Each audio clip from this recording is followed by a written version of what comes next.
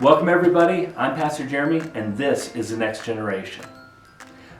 This session, what we're going to be talking about are our kids that are nursery age to 3 years old.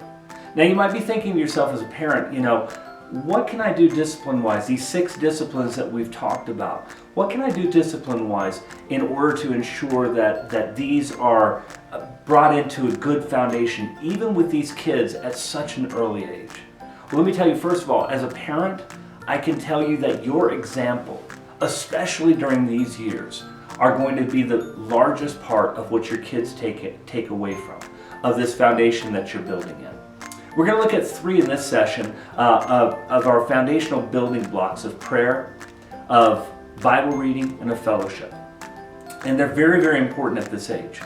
I remember when I was a first-time parent and I had brought Tori home, and Tori is laying down in this crib, and Shannon and I are thinking of the enormity of what it means to be parents. And I remember that our commitment was that we wanted Christ to be formed in our child, that she would grow up knowing Jesus, that she would grow up into this mature adult. And when you bring them home and you put them in the crib for the first time, you start this journey. And it became very real for me.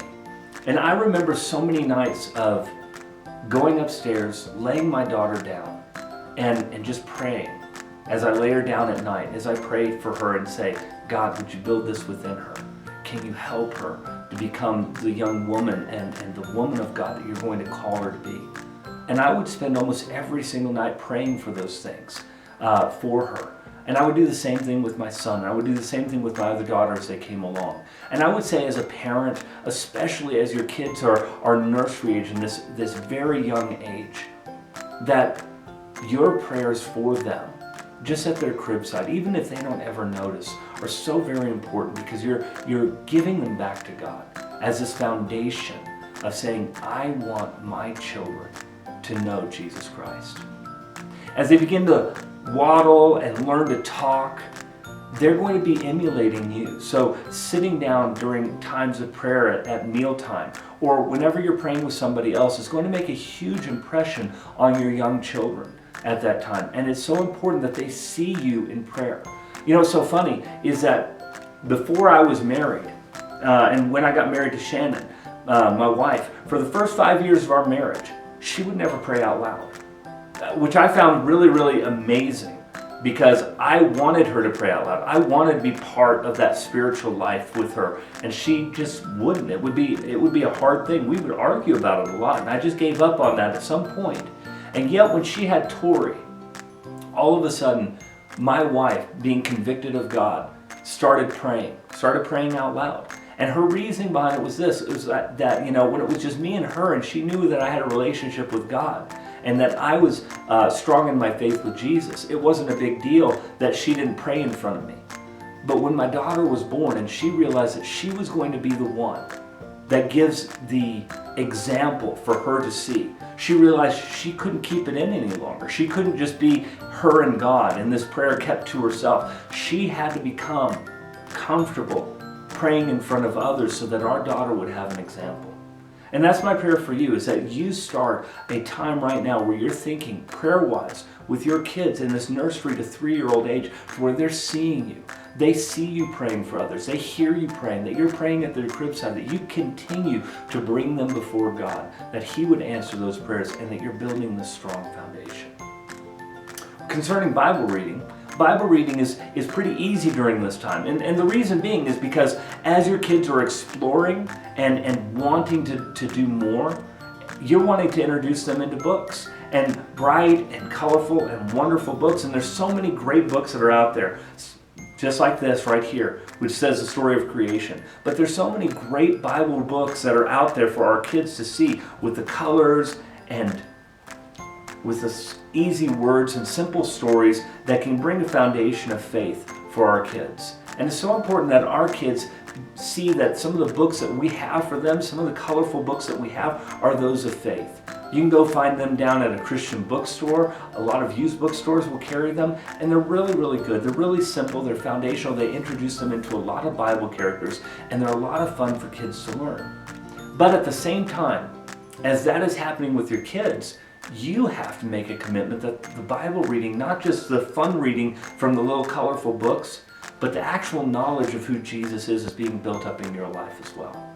You need to understand that your relationship with Christ is going to guide the conversations and the things that you're doing with your kids, even as it relates to Bible reading. They're going to come to you with questions, even at this young age of 3 years old, where that inquisitiveness starts saying, well, why was it like that? And it's very important that as parents, you're growing in your relationship with God, that you're in the Word, that you're understanding the Word of God, so that you're able to give those simple answers that your kids are looking for from you. Because at this age, that's what they're looking for. Does mom and dad know these things?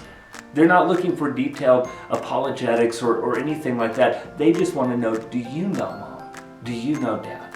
And that just means that you have to have a basic foundation of faith in the Bible. So get in the Word. Study these things that your kids are studying in the Bible where you know it's found, so that you can give deeper explanations when your kids are asking for it. And this final area of fellowship, parenting is very, very busy. I mean, your life has just got more complex. Sleeping at night, forget about it, at least for the first 6 months, as you're trying to get your child on a sleep schedule and get your life somewhat back to normal. This craziness can tempt us to move away from the body of believers, away from the fellowship, as we say, well, we need our rest and we need our time and we need all of this as a family. But what you need as a family is support from the body of believers. And so as your life is becoming a little bit more crazy during this time, it's also very important that you make the fellowship of believers a priority. Don't stop going to your life group. Don't stop going to your small group if you have small groups in your church. Don't stop going to the service that's going on there. And the reason that you don't want to do that is because you're going to need that support, especially as your kids are this small. Because the fellowship you need is not just with the body of believers, but with your spouse. That's the other area that you need fellowship with. Because early on, your kids are going to be dependent for everything. And I can tell you from personal experience, the hardest time in our marriage is when our kids were 3 and under. We had 3 of them, 3 and under. And that time in our marriage was the hardest because it was hard for me to build a relationship with my wife. It was so easy with the busyness of my life and the craziness of her life that we never connected.